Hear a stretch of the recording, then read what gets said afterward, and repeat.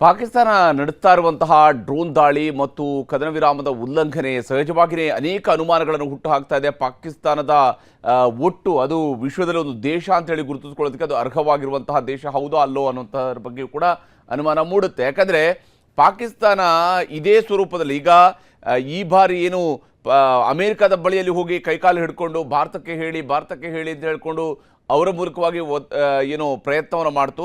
ಭಾರತ ತನ್ನದೇ ಆದಂತಹ ನೀತಿಯನ್ನು ಮುಂದಿಟ್ಟುಕೊಂಡು ಅದರ ಪ್ರಕಾರವಾಗಿ ಈಗ ಕದನ ವಿರಾಮವನ್ನು ಒಪ್ಪಿಕೊಂಡಿತ್ತು.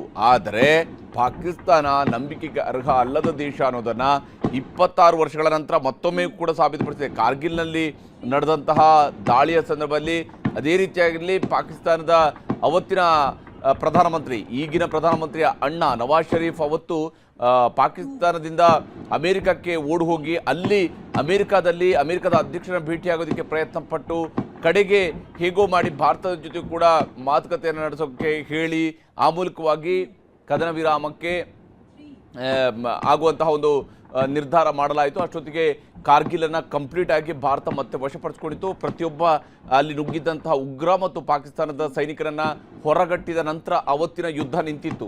ಈಗಲೂ ಕೂಡ ಪಾಕಿಸ್ತಾನ ಅದೇ ಕೆಲಸವನ್ನು ಮಾಡಿದೆ. ಅಮೆರಿಕಕ್ಕೆ ಹೋಗಿ ಕೈಕಾಲು ಹಿಡ್ಕೊಳ್ಳುವಂತಹ ಪ್ರಯತ್ನವನ್ನು, ಅಮೆರಿಕದವರ ಬಳಿಯಲ್ಲಿ ಕೈಕಾಲು ಹಿಡ್ಕೊಳ್ಳುವಂತಹ ಪ್ರಯತ್ನವನ್ನು ಪಾಕಿಸ್ತಾನದವರು ಮಾಡಿದರು.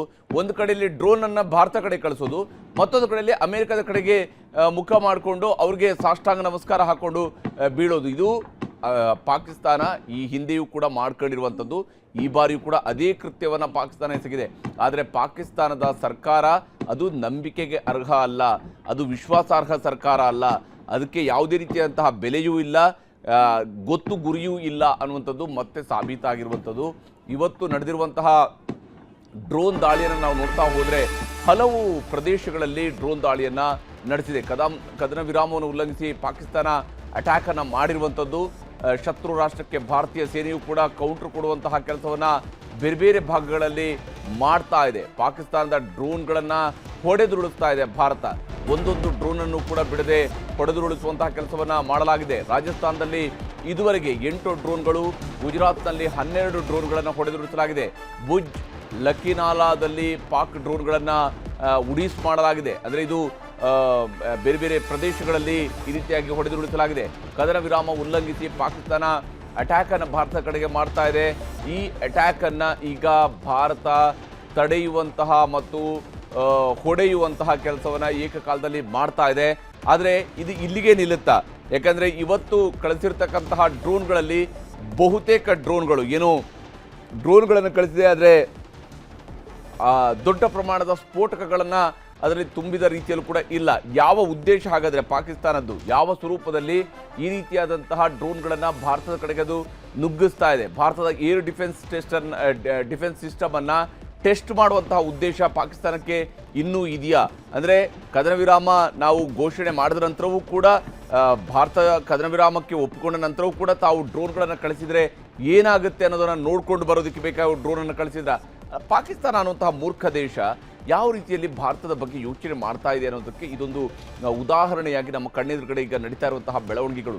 ಯಾಕಂದರೆ ಪಾಕಿಸ್ತಾನ ಯಾವುದೇ ಗೊತ್ತು ಗುರಿ ಇಲ್ಲದೆ ಈ ರೀತಿಯಾದಂತಹ ಡ್ರೋನ್ಗಳನ್ನು ಭಾರತದ ಕಡೆಗೆ ತೂರಿರುವಂಥದ್ದನ್ನು ನೋಡ್ತಾ ಹೋದಾಗ ಬೇರೆ ಬೇರೆ ಭಾಗಗಳಲ್ಲಿ, ಅದು ಕಾಶ್ಮೀರದಿಂದ ಹಿಡಿದು ಕಚ್ವರೆಗೆ ಬೇರೆ ಬೇರೆ ಭಾಗಗಳಲ್ಲಿ ಪಾಕಿಸ್ತಾನ ತನ್ನ ಡ್ರೋನ್ಗಳನ್ನು ಹಾರಿಬಿಟ್ಟಿದೆ. ಆ ಡ್ರೋನ್ಗಳನ್ನು ಕೆಡವುವ ಕೆಲಸವನ್ನು ಭಾರತ ಮಾಡ್ತಾ ಇದೆ ನಿಜ. ಆದರೆ ಪಾಕಿಸ್ತಾನ ಕಳಿಸಿದ್ದು ಯಾಕೆ ಅಂತೇಳಿ, ಪಾಕಿಸ್ತಾನದ ಕಡೆಯಿಂದ ಇಷ್ಟು ಡ್ರೋನ್ಗಳು ಭಾರತದ ಕಡೆ ಬರೋದಕ್ಕೆ ಹೇಗೆ ಸಾಧ್ಯ ಆಯಿತು? ಸರಿಸುಮಾರು 20 ಡ್ರೋನ್ಗಳು ಈಗಾಗಲೇ ನೆಲಕ್ಕುರುಳಿರುವಂತಹ 20 ಡ್ರೋನ್ಗಳು ಕೇವಲ 2 ರಾಜ್ಯಗಳಲ್ಲಿರುವಂಥದ್ದು. ಆದರೆ ಈಗಾಗಲೇ ಕಾಶ್ಮೀರ ಮತ್ತು ಪಂಜಾಬ್ನಲ್ಲಿ ಇದಕ್ಕಿಂತ ಜಾಸ್ತಿ ಪ್ರಮಾಣದಲ್ಲಿ ಡ್ರೋನ್ಗಳು ಒಳ ಪ್ರವೇಶ ಮಾಡಿರುವಂಥದ್ದು ಇದೆ.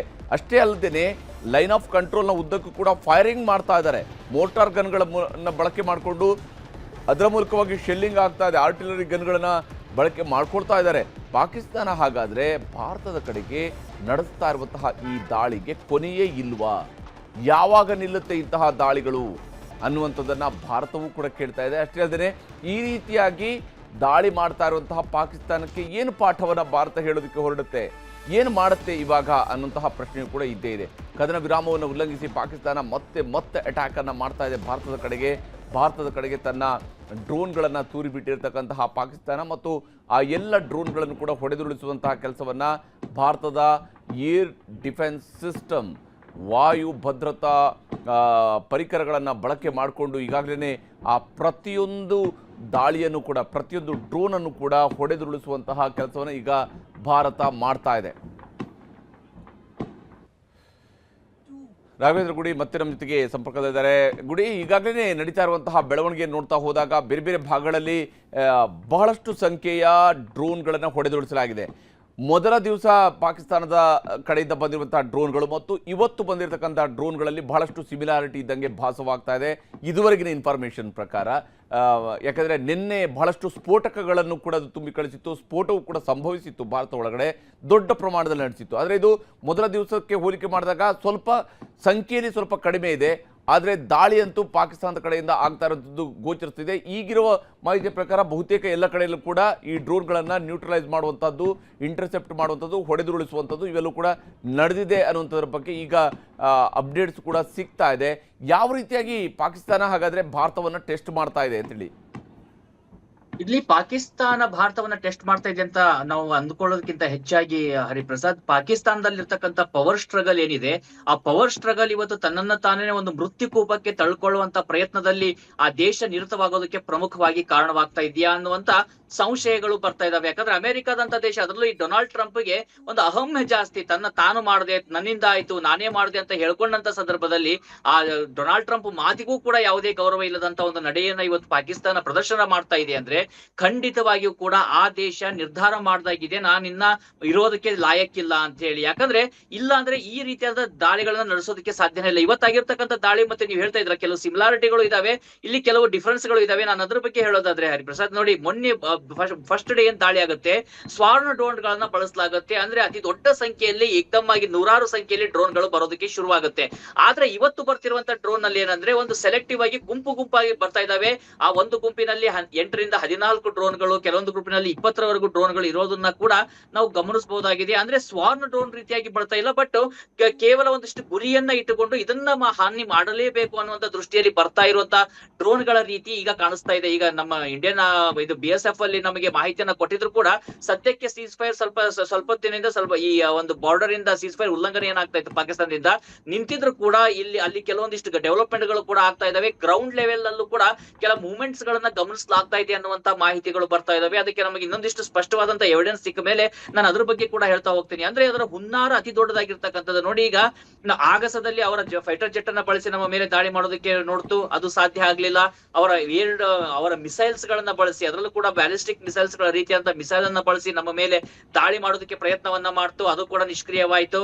ಇನ್ನ ಅವರಲ್ಲಿ ಇರ್ತಕ್ಕಂತ ಈ ಡ್ರೋನ್ ಗಳನ್ನ ಬಳಸಿ ನಮ್ಮ ಮೇಲೆ ದಾಳಿಯನ್ನ ಮಾಡೋದಕ್ಕೆ, ಶೆಲ್ಲಿಂಗ್ ಅನ್ನ ಮಾಡಿ ದೊಡ್ಡ ಮಟ್ಟದ ಒಂದು ನಷ್ಟವನ್ನ ಉಂಟು ಮಾಡೋದಕ್ಕೆ ಎಲ್ಲ ರೀತಿಯ ಪ್ರಯತ್ನವನ್ನ ಪಾಕಿಸ್ತಾನ ಮಾಡ್ತಾ ಇದ್ರು. ಅಷ್ಟೇ ಕಾರುವಕ್ಕಾಗಿ ಅವರಿಗೆ ಉತ್ತರ ಸಿಗ್ತಾ ಇದೆ. ಅದಕ್ಕೆ ನಮ್ಮ ಮೇಲೆ ಎಷ್ಟು ದಾಳಿ ಆಗುತ್ತೆ ಅದಕ್ಕೆ 100 ಪಟ್ಟು ಅವರಿಗೆ ರಿವರ್ಸ್ ಆಗಿರ್ತಕ್ಕಂಥ ದಾಳಿಗಳನ್ನು ಕೂಡ ಭಾರತ ಸೇನೆ ಮಾಡ್ತಾ ಇದೆ. ಈಗ ಅವರಿಗೆ ಇರ್ತಕ್ಕಂಥದ್ದೇನು ಒಂದೊಂದು ಸ್ಪಷ್ಟವಾಗಿದೆ, ಆಗಸದಲ್ಲಿ ನಾವು ಭಾರತಕ್ಕೆ ಏನು ಮಾಡೋದಕ್ಕೆ ಆಗೋದಿಲ್ಲ ಅಂದಾಗ ಗ್ರೌಂಡ್ ಲೆವೆಲ್ ಅಲ್ಲಿ, ಯಾಕಂದ್ರೆ ಈಗ ಸಾಕಷ್ಟು ಇವತ್ತು ಪ್ರೆಸ್ ನೋಟ್ ಸಂದರ್ಭದಲ್ಲೂ ಕೂಡ ಪ್ರಾರಂಭದಲ್ಲಿ ಬಿಗಿನಿಂಗ್ ಅಲ್ಲಿ ಹೇಳುವಂತ ಸಂದರ್ಭದಲ್ಲಿ ಕೆಲವೊಂದಿಷ್ಟು ಕಡೆ ತನ್ನ ಆರ್ಟಿಲರಿ ಗನ್ಗಳನ್ನ ಸಿದ್ಧ ಮಾಡಿ ಇಟ್ಟುಕೊಂಡಿದೆ ಪಾಕಿಸ್ತಾನ. ಅದು ಏನಾಗುತ್ತೆ ಹೇಗೆ ಅನ್ನೋದ್ರ ಬಗ್ಗೆ ಕೂಡ ಸಾಕಷ್ಟು ಸಂಶಯಗಳು, ಚರ್ಚೆಗಳಿತ್ತು. ಈಗ ಸೀಸ್ ಫೈರ್ ಆಗಿರೋದ್ರಿಂದ ಸಹಜವಾಗಿ ಅಲ್ಲಿಂದ ಏನು ಹಲ್ಚಲ್ಗಳು ಆಗೋದಿಲ್ಲ ಅನ್ನುವಂತ ಒಂದು ನಂಬಿಕೆ ಇದ್ರೂ ಕೂಡ ನಂಬಿಕೆಯಾಗ ಅರ್ಹವಾಗಿರ್ತಕ್ಕಂಥ ದೇಶ ಪಾಕಿಸ್ತಾನವ ಅನ್ನುವಂತ ಪ್ರಶ್ನೆ ಇವತ್ತು ಮೂಡ್ತಾ ಇರುವಂತದ್ದು. ಈಗ ಆಗ್ತಿರುವಂತ ದಾಳಿಯ ಪರಿಯನ್ನ ನೋಡಿದ್ರೆ ಒಂದಿಷ್ಟು ಕಡೆಯಲ್ಲಿ ನಾಗೋರ್ಟಾ ಅಂತ ಒಂದು ಸ್ಥಳ ಇದೆ ಹರಿಪ್ರಸಾದ್, ನಮ್ಮ ಜಮ್ಮು ಕಾಶ್ಮೀರದ ಒಂದು POK ಬಳಿಯಲ್ಲಿ, ಅಲ್ಲೂ ಕೂಡ ಕೆಲವೊಂದಿಷ್ಟು ಜನರು ಕಂಡು ಬಂದಿದ್ದಾರೆ. ಆರ್ಮಿ ಡ್ರೆಸ್ ಅಲ್ಲಿ ಪಾಕಿಸ್ತಾನ ಕಡೆಯಿಂದ ಕೆಲವರು ಬಂದಿರುವಂತ ಸಾಧ್ಯತೆಗಳಿದೆ ಅನ್ನುವಂತ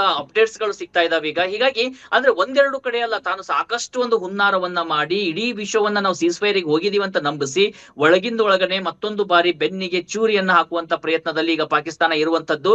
ಈಗ ನಾವು ಅಂದ್ರೂ ಹೇಳ್ತಾ ಇದ್ವಿ, ಈಗ ಅದಕ್ಕೆ ಅವ್ರಿಗೆ ಯಾವ ರೀತಿಯಾದಂತ ಟೆಸ್ಟಿಂಗ್ ಅನ್ನ ಮಾಡ್ತಾ ಇದೆ ಭಾರತವನ್ನ ಅಂತೇಳಿ. ಇದು ಭಾರತವನ್ನ ಟೆಸ್ಟ್ ಮಾಡ್ತಾ ಇರುವಂತದ್ದಲ್ಲ, ಅದು ಒಂದು ರೀತಿಯಿಂದ ಇಡೀ ದೇಶನೇ ಆತ್ಮಾಹುತಿ ಬಾಂಬರ್ ಇದ್ದಾಗೆ ಅದ. ಅದಕ್ಕೆ ತನ್ನ ಭವಿಷ್ಯದ ಬಗ್ಗೆ ಚಿಂತೆ ಇಲ್ಲ, ತನ್ನ ಜನರ ಭವಿಷ್ಯದ ಬಗ್ಗೆ ಚಿಂತೆ ಇಲ್ಲ. ಅದಕ್ಕೆ ಈಗ ಬೇಕಾಗಿರುವಂತದ್ದು ಸದ್ಯಕ್ಕೆ ಅಲ್ಲಿ ಗುಂಡು ಮತ್ತಿನ ಶಬ್ದಗಳು ಕೇಳಿಸ್ತಾ ಇರಬೇಕು. ಯಾವುದೇ ಕಾರಣಕ್ಕೂ ಕೂಡ ಈ ಒಂದು ಭಾಗದಲ್ಲಿ ಶಾಂತಿ ನೆಲೆಸಲೇಬಾರದು. ಶಾಂತಿ ನೆಲೆಸಿದ್ರೆ ಪಾಕಿಸ್ತಾನದ ಸೇನೆಗೆ ಏನೂ ಕೆಲಸ ಇಲ್ಲ ಆ ದೇಶದಲ್ಲಿ. ಆ ಇಡೀ ದೇಶವೇ ಅದರ ಬಳಿಯಲ್ಲಿ ಇರುವಂತ ಈ ಸಂದರ್ಭದಲ್ಲಿ ಹೇಗಾದ್ರೂ ಮಾಡಿ ಈ ಒಂದು ಮೊಮೆಂಟಮ್ ಅನ್ನ ಮುಂದೆ ಇಡಬೇಕು, ಇಡೀ ಆ ದೇಶದ ಮುಂದೆ ಹೇಳ್ಬೇಕು, ನಿಮ್ಮನ್ನ ರಕ್ಷಣೆ ಮಾಡ್ತಿರುವಂತವ್ರೆ ನಾವು ಅಂತ ಹೇಳಿ ಆ ರೀತಿಯಾದಂತಹ ಒಂದು ಮನಸ್ಥಿತಿಯನ್ನ ಅಲ್ಲಿಯ ಜನರಲ್ಲಿ ತುಂಬುತ್ತಾ ಹೋಗ್ಬೇಕು. ಅದೊಂದೇ ಅವ್ರಿಗೆ ಇರುವಂತದ್ದು ಬಿಟ್ರೆ, ಈ ಆಸಿಫ್ ಮುನೀರ್ ಅಂತಕ್ಕಂತ ಅಲ್ಲಿಯ ಆರ್ಮಿ ಚೀಫ್ ಇದಾರಲ್ಲ, ಆ ವ್ಯಕ್ತಿ ಕೂಡ ಆತ ಮಾತನಾಡುವಂತ ಮಾತುಗಳನ್ನ ಕೇಳ್ತಾ ಇದ್ರೆ ಆತ ಯಾವುದೇ ರೀತಿಯಿಂದ ಕೂಡ ಯೂನಿಫಾರ್ಮ್ ಹಾಕೊಂಡಿರುವಂತ ಒಬ್ಬ ಭಯೋತ್ಪಾದಕ ಅನಿಸ್ತಾನೆ ಹೊರತು ಒಬ್ಬ ಪ್ರೊಫೆಷನಲ್ ಆರ್ಮಿಯ ಒಬ್ಬ ಮುಖ್ಯಸ್ಥ ಅನ್ನುವಂತ ಯಾವುದೇ ರೀತಿಯಾಗಿರ್ತಕ್ಕಂತ ಅಂಶಗಳು ಅಲ್ಲಿ ಕಂಡು ಬರೋದೇ ಇಲ್ಲ. ಇಂತ ಒಂದು ಆರ್ಮಿ, ಆ ರೀತಿಯಾಗಿರ್ತಕ್ಕಂತ ಒಂದಿಷ್ಟು ಮನಸ್ಥಿತಿಯ ಜನ, ಅಲ್ಲಿರ್ತಕ್ಕಂತ ಆ ಒಂದು ಜನಸಾಮಾನ್ಯರಿಗೆ ಒಂದು ನಂಬಿಸುವಂತದ್ದು, ಅಲ್ಲಿ ರಾಜಕಾರಣಿಗಳು, ಇವೆಲ್ಲವನ್ನ ನೋಡಿದಾಗ ಆ ದೇಶಕ್ಕೆ ಶಾಂತಿ ಬೇಕಾಗಿಲ್ಲ. ಅದಕ್ಕೆ ಏನೇ ಇದ್ರೂ ಕೂಡ ಭಾರತದಿಂದ ಎಷ್ಟು ತಿರುಗೇಟ್ ಹೋಗುತ್ತೆ, ಎಷ್ಟು ದೊಡ್ಡ ಮಟ್ಟದಲ್ಲಿ ಭಾರತ ಪ್ರತಿದಾಳಿಯನ್ನ ಮಾಡುತ್ತೆ, ಅದು ಕೂಡ ಮುಖ್ಯ ಆಗುವಂತದ್ದು. ಈಗ ನಾವು ಸಾಕಷ್ಟು ಬಾರಿ ಮಾತನಾಡ್ತಾ ಇದ್ವಿ, ಪ್ರಾರಂಭದಲ್ಲಿ ಪಹಲ್ಗಾಮ್ ಅಲ್ಲಿ ದಾಳಿ ಆದ ಬಳಿಕ ಅಲ್ಲಿರ್ತಕ್ಕಂತ ಒಂದು ಟೆರರಿಸ್ಟ್ ಅನ್ನ ನಾವು ಟಾರ್ಗೆಟೆಡ್ ಅಟ್ಯಾಕ್ ಅನ್ನ ಮಾಡಿದ್ವಿ, ಟೆರರಿಸ್ಟ್ ಗಳನ್ನ ಧ್ವಂಸ ಮಾಡಿದ್ವಿ. ಆದ್ರೆ ಭಾರತದ ಮೇಲೆ ಅದು ಪದೇ ಪದೇ ಮರಳಿ ದಾಳಿ ಮಾಡಿದಾಗ ಮಾತ್ರ ನಾವು ಮಾಡಿದ್ವಿ ರೈಟ್ ಟು ರಿವರ್ಟ್ ಅನ್ನುವಂತ ಒಂದು ಅವಕಾಶವನ್ನ ಬಳಸಿಕೊಂಡು. ಇಲ್ದಿದ್ರೆ ನಾವು ಅಂತಾರಾಷ್ಟ್ರೀಯ ಗಡಿಯನ್ನು ಸಾಮಾನ್ಯವಾಗಿ ದಾಟಿ ಹೋಗೋದಕ್ಕಾಗೋದಿಲ್ಲ. ಈಗ ಅವರೇ ಮತ್ತೊಂದು ಬಾರಿ ಆಹ್ವಾನವನ್ನ ಕೊಟ್ಟಿದ್ದಾರೆ. ಈ ಬಾರಿ ಅವರಿಂದನೇ ಮತ್ತೊಂದು ಬಾರಿ ದೊಡ್ಡ ಮಟ್ಟದ ಯುದ್ಧ ಶುರುವಾಗುವಂತ ಲಕ್ಷಣಗಳು ಕಾಣಿಸ್ತಾ ಇದಾವೆ. ಸೀಸ್ ಫೈರ್ ಅನ್ನ ಘೋಷಣೆ ಮಾಡಿದ ಬಳಿಕ, ಸೀಸ್ ಫೈರ್ ಗೆ ಒಪ್ಪಿಕೊಂಡ ಬಳಿಕ ಈ ರೀತಿಯಾಗಿರ್ತಕ್ಕಂಥ ದಾಳಿಯನ್ನ ಮಾಡ್ತಾ ಇರುವಂತದ್ದು ನೋಡಿದ್ರೆ ಸ್ಪಷ್ಟವಾಗಿ ಗೋಚರವಾಗ್ತಾ ಇದೆ. ಅದರ ಉದ್ದೇಶ ಇರುವಂತದ್ದೇ ಬೇರೆ. ಇಲ್ಲಿ ಜನಸಾಮಾನ್ಯರ ರಕ್ತವನ್ನ ಹರಿಸಬೇಕು, ಇಲ್ಲಿ ಭಯವನ್ನ ಹುಟ್ಟಿಸಬೇಕು. ಈಗ ಅಮರನಾಥ್ ಯಾತ್ರೆ ಶುರುವಾಗೋದಿದೆ ಇನ್ನು ಕೆಲವೇ ಸಮಯದಲ್ಲಿ. ಇಂಥ ಸಂದರ್ಭದಲ್ಲಿ ಅಮರನಾಥ್ ಯಾತ್ರೆಯನ್ನ ಮಾಡೋದಕ್ಕೆ ಸಾಧ್ಯ ಆಗುತ್ತಾ?